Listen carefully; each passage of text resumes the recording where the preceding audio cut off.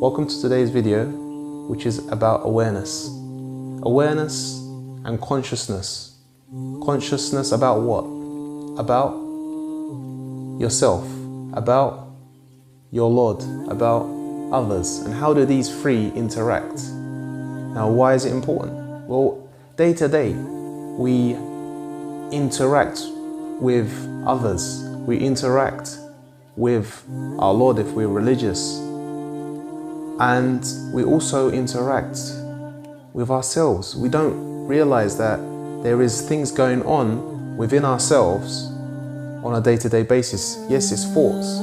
Yes, it's things that are in the subconscious. There is such a thing as called as subconscious. But how do all these three things work? And what are their importance? And how can we get the best out of it? You know? So starting off with believing in God. And what is God? Is he just something abstract? Is he something that is just, you know, in a book? Is he something in a mosque, in a place of worship, and that's it, finished? Or, you know, has he got more to do than that? You know, is there a two-way relationship? Has he got any type of effect on your day-to-day life? Yeah, I'm not here to answer all these questions for you. I'm here just to pose them and to just sort of break out of the mold of the, you know, the matrix just going on with life, just like the everyday, you know, where it's just passing you by and you ain't got time to think. You ain't got time to think about your Lord. You ain't got time to think about yourself. You ain't got time to think. It's just work, or this, or that. Everything going at, you know, 200 miles per hour. And sometimes you're just stuck in a rut, you know? But how do, I mean, we don't live in solitude. Like, we're not just, you know, on our own. There is interactions that are going on. So how do we know the best way to get, you know, how to get the best out of life in a nutshell? I mean, I'm not saying I have the answer for that, but I could pose some questions that we all might need to, you know, think and ponder upon. So with regards to, you know, Allah or your Lord, number one is how does what I believe in him interact with my day-to-day life? Sharing it from a perspective that I believe with regards to his attributes. He's all hearing, he's all seeing, he's in charge. Ultimately, I might want something, but it might not happen because he decided it ain't gonna happen. Tough. You know, it doesn't mean you don't try, but try with, you know, a limited amount of expectation. You know, if you have too much expectations in anything, then you're pretty much setting yourself up to fail. Doesn't mean be pessimistic. Doesn't mean that. It means that you're balancing out, like being, like they say, level-headed, feet on the ground. You know, I'm not going to try because therefore I can't fail. No, you try. But at the same time, you'd be like, all right, I can only do my best. You can't like force outcomes. You can only try your best and keep on trying one way or another and keep that positivity.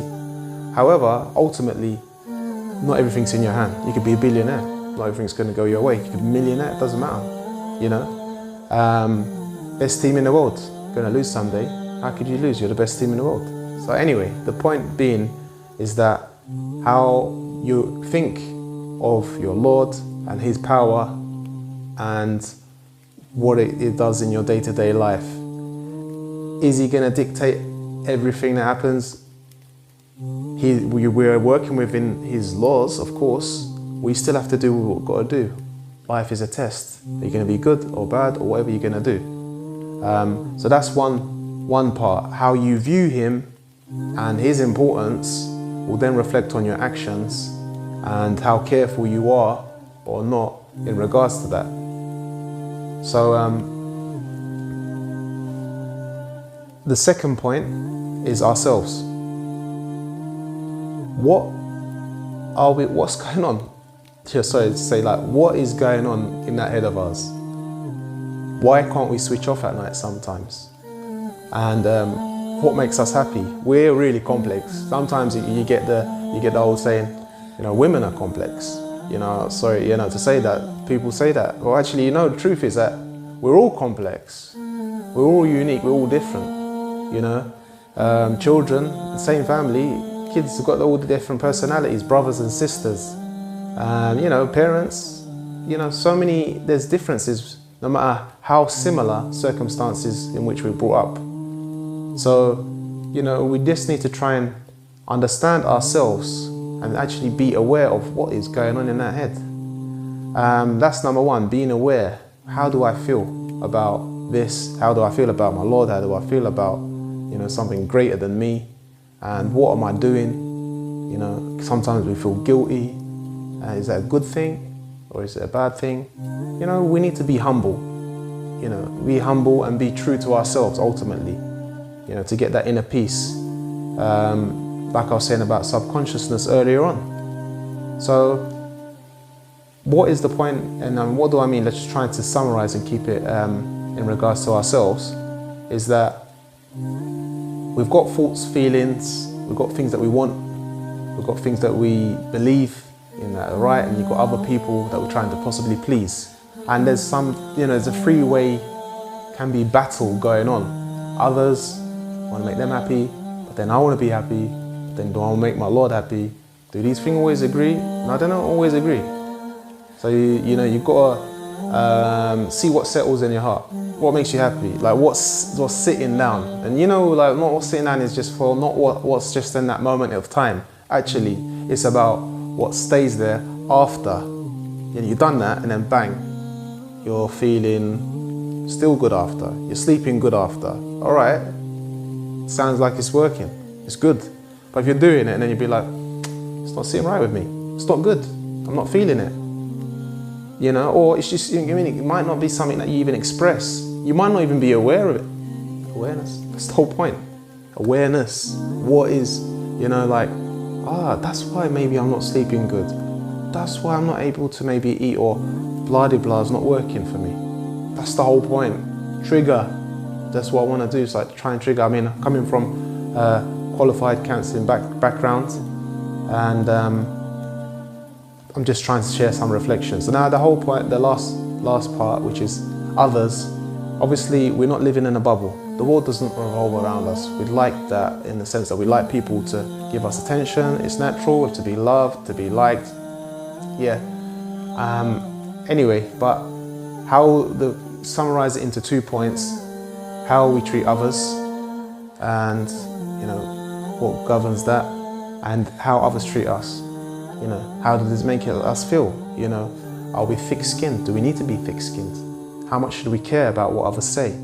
How much should it make an effect? You know, in terms of image-wise. I mean, we're in one of those worlds. You know, that Snapchat, Instagram, blah de blah, this and that, and world. You know, I don't know how much it matters to each individual. I mean, no one's free of what's that word?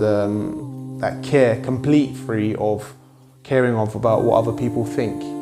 Not completely. It's hard to be, like in terms of completely like robotic. It's not, you know, as much as we might like to say we don't completely care, but there's an inch. There's something. No matter who you are, if you like the person or you don't, colleagues, friends, enemies. You know what I mean? To a certain large degree, there's gonna be something there. There's gonna be some type of care.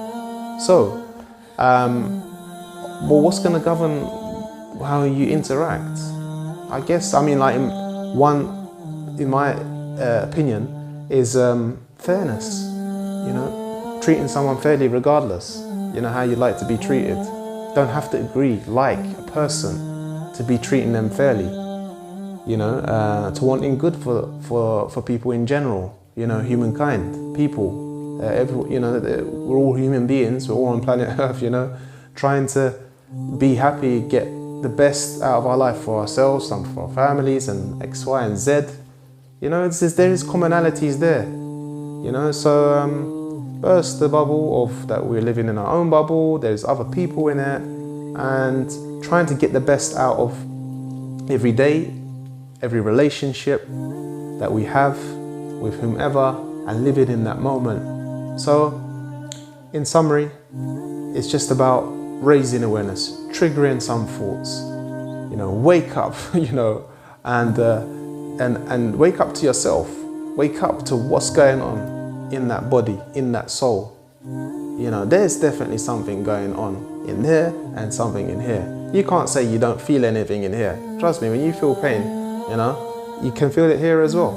There's something going on there. There's something deeper than just the brain, you know. So see what you think.